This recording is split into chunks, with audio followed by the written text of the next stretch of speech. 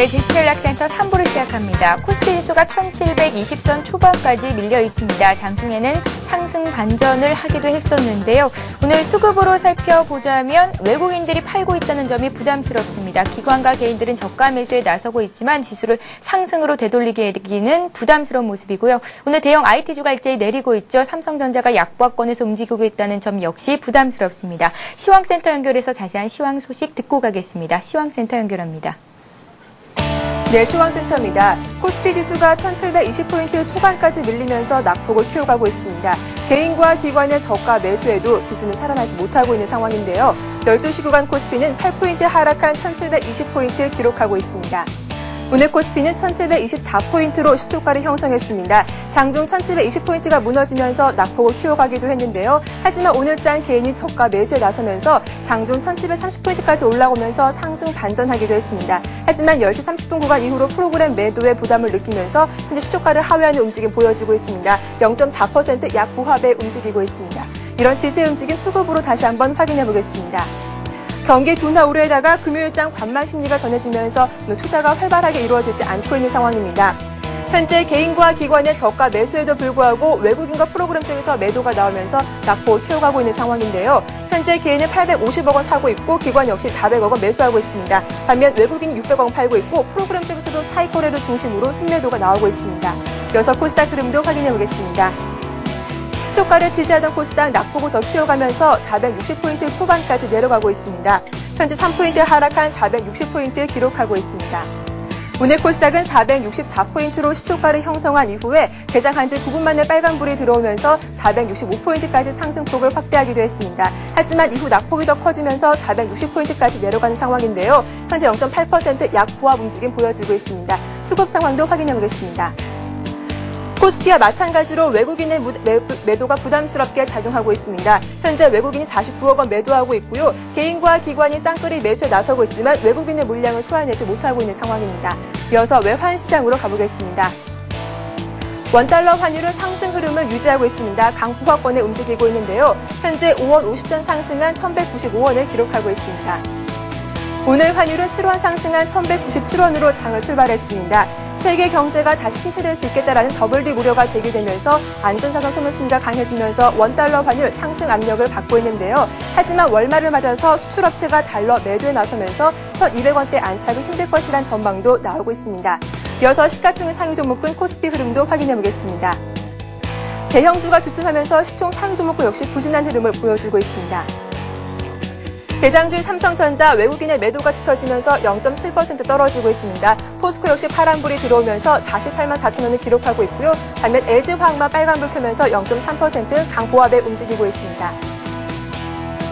현대중공업이 1.7% 강세를 보여주고 있습니다. KB금융과 LG도 2%, 1% 이상 올라가고 있고요. 오늘 한국전력이 3분기 연속 적자를 기록하면서 52주 신저가를 기록하면서 2% 떨어지고 있습니다. 이어서 코스닥 흐름도 확인해 보겠습니다. 코스닥 시가총액 상위 종목군 혼조 움직임 보여주고 있습니다. 현재 전 종목이 파란불을 켜고 있습니다. 셀트리온과 서울반도체 1% 이상 떨어지고 있습니다. OCI 머티리얼즈가 2% 급락하고 있고 나머지 종목들 모두 약보합에 움직이고 있습니다. 반면 메가스터디는 0.4% 오르면서 빨간불 켜고 있습니다. 다음도 1% 이상 강세를 보여주고 있고 SK컴주도 2% 이상 급등하고 있습니다. 이어서 특징 테마주 확인해 보겠습니다. 시장이 약세를 보여주고 있는 가운데 의약품 관련주들은 전업종주 가운데 큰 폭의 상승세를 보여주고 있습니다. 먼저 어제 미국발 악재로 급락했던 줄기세포 관련주 확인해 보겠습니다. 현재 반등을 시도하고 있습니다. 세원셀로텍이 4% 급등하고 있고 RNL바이오가 6% 강세를 보여주고 있습니다. 메디포스트도 2% 이상 오르고 있습니다.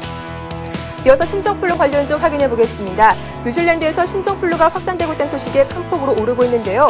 파루가 6% 이상 급등하고 있고 중앙백신과 녹십자 3%, 4% 이상 오르고 있습니다. 어제 이어서 2차 전지주들도 상승 흐름을 유지하고 있습니다. 관련 종목들 체크해 보겠습니다. LNF가 3% 이상 강세 보여주고 있습니다. 아트락스 BS도 2% 이상 오르고 있고요. 피닉스 PD아와 제일모직이 1% 이상 오르고 있습니다. 조선주들도 오늘 순조로운 흐름을 보여주고 있는데요. 역대 2위의 경상 수지를 흐릿한 효자 노릇인 조선주들 체크해보겠습니다. 대우조선해양이 3% 이상 강세 보여주고 있습니다. 삼성중공업과 STX조선해양도 2% 나란히 오르고 있고 현대중공업이 1.7% 오르고 있습니다. 반면 대형 IT주들은 줄줄이 약세를 보여주고 있습니다. 경기 둔화 우려에다가 3분기 실적이 부진할 것이란 전망에 외국인의 매도가 집계되고 있습니다. 삼성전자가 약보합에 움직이고 있고요. LG전자가 2% 하락하고 있습니다. LG디스플레이와 삼성 SDI도 1% 이상 떨어지고 있습니다. 오전장을 마감하는 12주가 양시장 모두 낙폭을 더 키워가고 있습니다. 오늘 같은 장을 추가 매수 기회로 삼아야 할지 현금 비중 확대 기회로 삼아야 할지 판단하기 어려우실 텐데요. 저희와 함께 하시면서 투자 전략을 꼼꼼히 세워보시기 바랍니다. 지금까지 시황센터에서 전해드렸습니다. 예, 정말 시황센터에서 들었던 것처럼 오늘과 같은 장에서 현금 비중을 늘려봐야 되는 건지 아니면 추가 매수의 기회로 잡아야 되는 건지 궁금하신 분들 많으실 텐데요. 저희가 풀어드려야겠습니다. 자, 2부에 이어서 3부에서도 싱크풀의 비숍님 그리고 백찬수 배박사 위원님과 함께합니다. 먼저 비숍님께 의견을 좀 여쭐게요. 비숍님, 네. 상황 변화에 순응하라라는 말이 있는데요. 네. 지난주 올랐던 상승분을 이번 주에 다 이제 하락으로 돌려놨거든요. 그렇습니다. 시장 흐름 어떻게 봐야 되고 또 어떻게 접근해야 되는 건지 좀 말씀해 주세요. 네, 위기는 위기입니다. 만약에 네. 이게 지금 더블 디브로 완전히 이중 침체라고 우리가 표현할 수 있는데 그렇게 가다 보면 위기인데요. 이미 말씀드린 대로 더블 딥 요소라는 것 자체가 심리적인 거에 영향을 많이 받습니다. 그래서 모두가 더블 딥을 인정하는 분위기로 가게 된다면은 지금까지는 아닌데요. 정말 더블 딥으로 갈 수도 있습니다.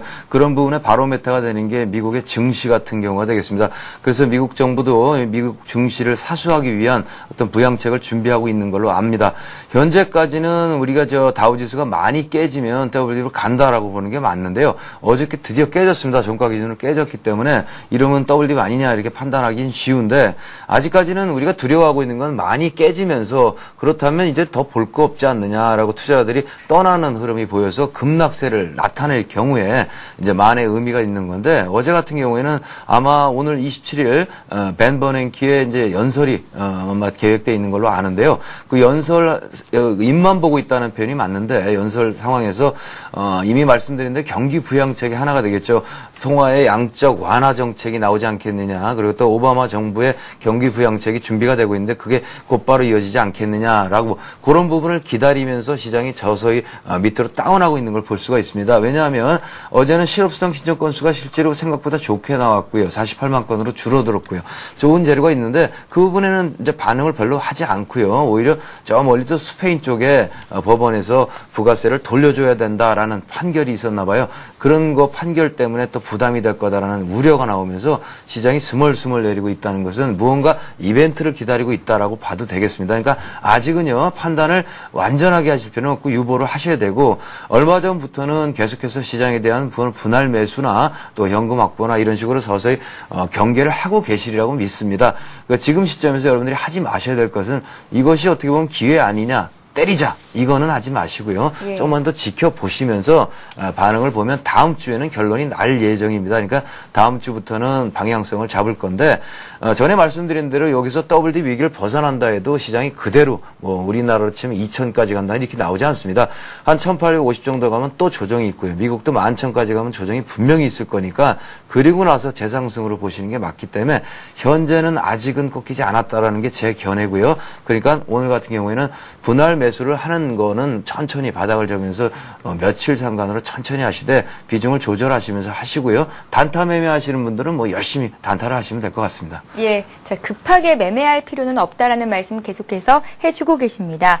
자, 배 박사님께서는 일단 파생시장 전문가시잖아요. 그래서 좀 여쭤볼게요.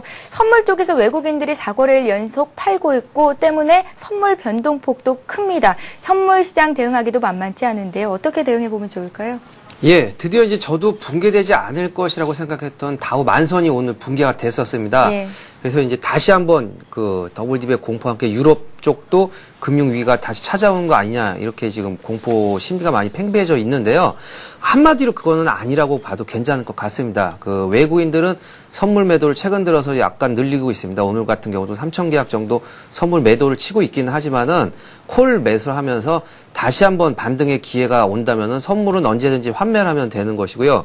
그리고 이제 다음 이번 주가 지나가면은 만기 2주 전, 그러니까 선물 옵션 동시에 만기되는 그런 이제 우리나라 같은 경우에는 그 웹도덕 현상이라고 그 파생 상품 때문에 지수의 흐름이 어느 정도 왜곡되는 현상이 나타나는 장도 이제 다가오고 있습니다. 이번 달에 이제 만기가 짧기 때문에 2주밖에 안 남게 되는데요.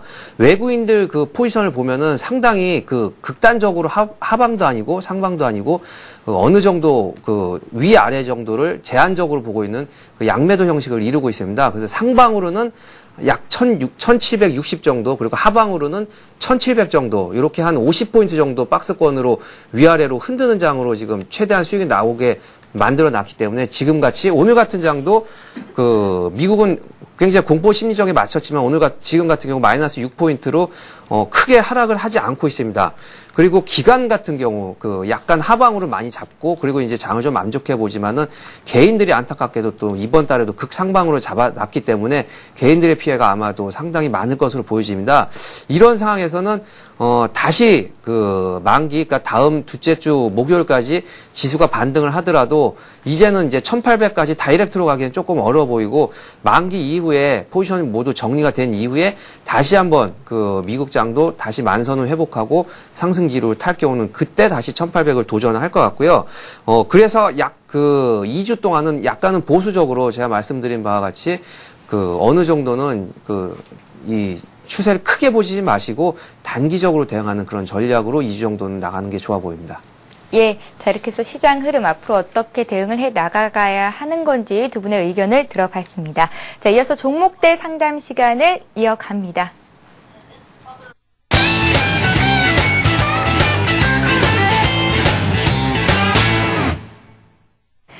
네, 스타 Q&A 시간에는 샵 5588번으로 보내주신 종목들 상담을 해드립니다. 문자 참여하실 수 있고요. 오늘도 많은 분들께서 참여를 해주고 계신데 먼저 들어온 종목들부터 상담을 해드리도록 하겠습니다. 참여 계속해서 부탁드릴게요. 자, 인터파크와 우리 ETI 들어와 있습니다. 먼저 비숍님께 여쭤볼 텐데요. 인터파크는 2665님께서 보내셨는데 5,250원에 50% 정도 갖고 계십니다. 자사주 매입 중인데요. 오르지가 않습니다. 왜 그럴까요? 하시면서 문자를 남기셨고요. 우리 ETI 같은 경우에는 매수가를 물타기해서 한 9,000원 정도가 평균 매수가가 되셨다고 하셨고요. 비중은 30% 갖고 계시다고 4609님께서 문의를 하셨습니다. 네, 두 종목 다 좀 안타깝게 좀 되신 종목 같은데요. 좀 답답하고 죄송합니다.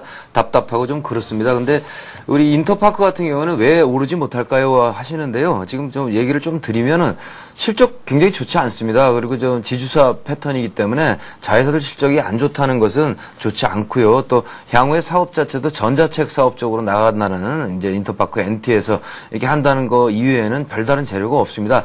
우리 인터파크 같은 경우에는 가치를 따진다고 한다면 저퍼주라든가 굉장히 저평가되어 있는 자산주로서의 가치는 있습니다만은 실적 모멘텀이라 이런 게 전혀 부재하고요.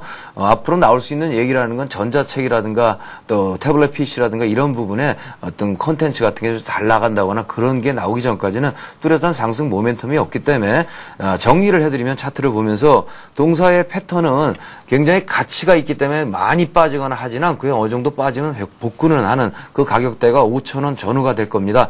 그런 정도의 그러니까 5,000원에서 한 4,500원 전후의 가격대를 박스권식을 만들고요. 왔다 갔다 하면서 가치는 있기 때문에 더 빠지는 않는 패턴을 보이게 있습니다만은 아까 말씀드린 상승 모멘텀이었기 때문에 뭐로 또 올릴 만한 그런 흐름이 아니다.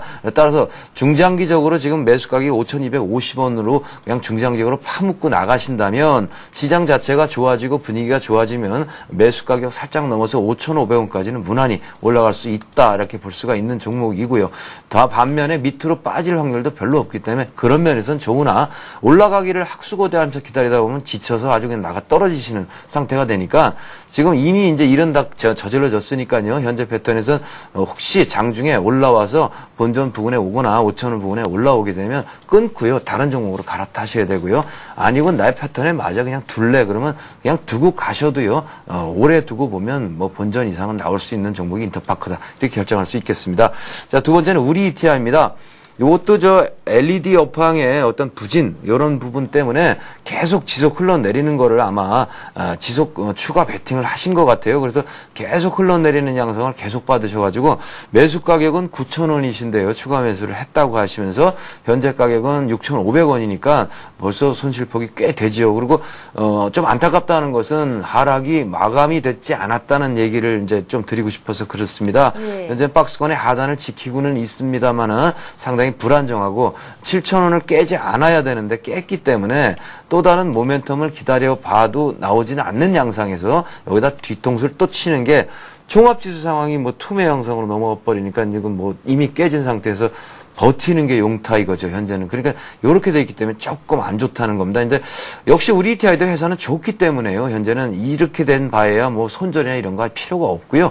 조금 참으셨다가요. 시장이 내려갔다가 올라오면 반발력이라는 게 있어요. 반발력이 이런 종목도 낙폭 과되기 때문에 반발력이 매수를 끌어오면 가속이 붙으면 쭉쭉쭉 올라오게 됩니다. 그러면 지금 파시는 것보다는 훨씬 좋은 가격이 나올 테니까 망하지는 않는 회사입니다. 그러니까 좀 뭐 하시더라도 잠깐 참고 계시면 하단에 피크 한번 만들고요. 역피크죠. 그러니까 뭐 6,000원까지 갔다 올 수 있습니다. 그런 거 한번 참아내시고 나서 위에 8,000원쯤 파시는 게 좋지 않겠나 이렇게 판단해 보고 있습니다. 예, 비숍님께 의견 받아봤고요. 다음에는 배 박사님께 두 종목 드립니다. 평산과 AP 시스템 드리겠습니다. 평산은 매수하신 분은요. 1,100원에 40% 갖고 계신데 평산에 무슨 일이 있는 겁니까? 왜 자꾸 하락하죠? 이렇게 문자를 남기셨고요. AP 시스템은 6,230원에 30% 갖고 계신데요. 3, 4개월 정도 보유를 할 예정입니다. 어떻게 해야 될까요? 하셨습니다. 좀 짧게 진단 부탁드릴게요. 예, 평산 같은 경우는 이제 위에 태용과 마찬가지로 이제 풍력 위주로 이제 그 회사인데요. 그 녹색 그 정부에서도 이제 녹색 저성장 신재생 에너지에 의해 가지고 이제 그 어느 정도 이제 풍력 같은 경우에 각광을 받고 있는 상태이긴 하지만은 이 평산 같은 경우는 태용과 달리 이제 회사 내용이 결론적으로 좋지가 않습니다. 2008년, 2009년 올해까지 이제 적자가 계속 지속된 회사고요. 좀 말씀드렸다시피 이제 풍력 같은 경우에 경기 침체에 따라서 이제 가동률이 저하되고 고가의 원재료를 사용하기 때문에 매출 부담에 좀 어느 정도는 경기가 좋지 않은 상황에서는 크게 이렇게 각광을 받기 어렵습니다. 현실적으로 차트를 보면서 말씀드리면은 11,000원이면 그래도 거의 저가 부분에 어느 정도 이제 조정을 길게 보이고 박스하는 요 부분에서 매수를 하신 것 같은데 장이 지금 흐름이 좋지 않다 보니까는 지금 8,000원 초반까지 지금 빠져 있는 상황입니다. 그 무슨 일이 있는 건 아니고 어쨌든 3년 정도 적자가 지속되어 있는 회사이긴 하지만은 풍력이라는 그런 이제 그 재료 때문에 수급에 의해 가지고 한 번씩 상승을 할 수 있는 종목이긴 하지만은 길게 가져가시면 안 되는 종목인데 안타깝게 이제 어느 정도 손절폭을 정하고 홀딩을 하셨어야 되는데 한 5% 내지 10% 정도 크게 봐서는 9,500원 내지 9,000원 정도의 손절을 잡고 정리를 하신 게 좋아 보이는데 8,000원 초반까지 지금 내려와 있는 상태입니다. 한 20% 정도가 손해가 나셨던 상태 같은데 아마도 제가 보기에는 그렇다고 하더라도 지금 종합지수가 마이너스 5포인트로 다시금 반등을 하고 있는데 다음 주쯤에 지수 반등과 함께 어느 정도는 하락폭이 크기 때문에 반등은 해줄 것으로 보여집니다. 근데 10,000원 선까지 반등은 어려 보이고 한 9,000원 선까지 그래서 한 10% 정도 손절매 정도를 생각하시고 9,000원 선까지 반등할 때 정리를 하는 게 좋아 보이고요. 앞으로는 어느 정도는 5% 내지 10% 정도 손절폭을 정하고 이렇게 들어가시는 쪽으로 추천해 드리겠습니다. 다음으로 이제 AP 시스템을 말씀을 드리겠습니다. AP 시스템 같은 경우는 회사 내용으로 보자면은 반도체 쪽으로 이제 주력하는 회사죠. 아몰레드 쪽으로 이제 많이 주력을 하고 있는 상황인데요. 상반기에 1,000억 정도 수주를 했다고 했는데 1,000억 정도면은 거의 회사 창업 이외의 최대 실적이라고 합니다. 그래서 회사 내용은 굉장히 좋은 상황이지만은 현재 반도체 상황이 좋지가 않습니다. 그래서 차트를 보면서 말씀을 드리면은 차트에서 보시면은 AP 시스템 같은 경우에는 최근 들어가지고 크게 하락을 하진 않았습니다. 오히려 이제 반등을 하고 있다가 어저께 오늘 크게 하락을 했고 오늘 같은 경우 7% 정도 하락을 했는데요. 3, 4개월을 갖고 있으면 어떻게 했느냐 이렇게 말씀을 하셨는데 매수 단가가 6,200원이면 상당히 저가의 매수를 했습니다. 근데 지금 같은 경우에는 약간 손실이기 때문에 어느 정도 지금은 길게 가져가지 마시고 7,000원 초반에 한번 끊어주는 게 좋게 보였었는데 7,000선에 끊어주지 못하고 지금까지 갖고 있는 선이 좀 안타깝긴 하지만 어쨌든 큰 손실은 아니기 때문에 정리를 하신 쪽으로 말씀을 드리겠습니다. 정리를 하시고 다시 한번 그리고 이제 그 회사 내용이 굉장히 좋기 때문에 눌림목 조정이 왔고 어느 정도 기간적으로 흐른 뒤에 저가에서 매수를 하시고 다시 5% 정도의 정리를 하시고 단타 쪽으로 5% 정도 충분히 끊고 나온 식으로 하는 쪽으로 추천을 드리겠습니다. 네, 자 이렇게 해서 3부 종목 상담 시간은 여기서 마치겠고요. 오늘 다 못해드린 종목은 월요일 증시전략센터 시간에 해드리겠습니다. 자, 지금까지 싱크풀의 비숍님 그리고 백찬수 배박사님과 함께했습니다. 도움 말씀 고맙습니다. 예, 이 시각 현재 코스피 코스닥 지수 흐름 다시 한번 보고 가겠습니다. 먼저 코스피 시장으로 갑니다. 자, 코스피 지수가 어제보다 5포인트 정도 밀려 있습니다. 1724포인트, 장중 상승 반전하기도 했지만 외국인의 매도 물량을 이겨내지는 못하고 있죠. 개인과 기관은 저가 매수에 적극적인 모습입니다. 코스닥 쪽도 살펴보겠습니다. 코스닥 지수가 어제보다 3포인트 내린 460선에 걸려 있습니다. 코스닥 쪽에서도 역시 개인과 기관이 사고 있고요. 외국인들이 60억 원 물량을 내놓고 있습니다. 네, 이어서 이 시각 주요 뉴스를 전해드립니다.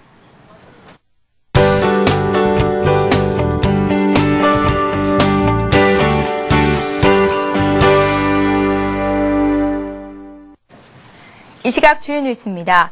우리나라가 지난달 사상 최대의 월간 수출액을 기록하면서 경상수지 흑자 규모가 사상 두 번째로 컸습니다. 한은은 7월 수출액이 작년 같은 달보다 29% 증가한 431억 7천만 달러로 집계됐다고 밝혔습니다. 월간 수출액으로는 가장 많은 겁니다. 수입도 31%가 늘었지만 수출 규모가 크게 증가하면서 상품 수지 흑자는 역대 두 번째로 많은 73억 8천만 달러를 기록했습니다. 이에 따라 올 7월까지 경상수지 흑자 누계액이 175억 5천만 달러로 한은이 올해 예상한 전체 흑자의 84%까지 이미 육박했습니다. 한은은 지금까지의 수출 증가 추세로 볼 때 올 경상수지 흑자 예상치인 210억 달러는 무난히 넘을 것으로 보인다고 예상했습니다.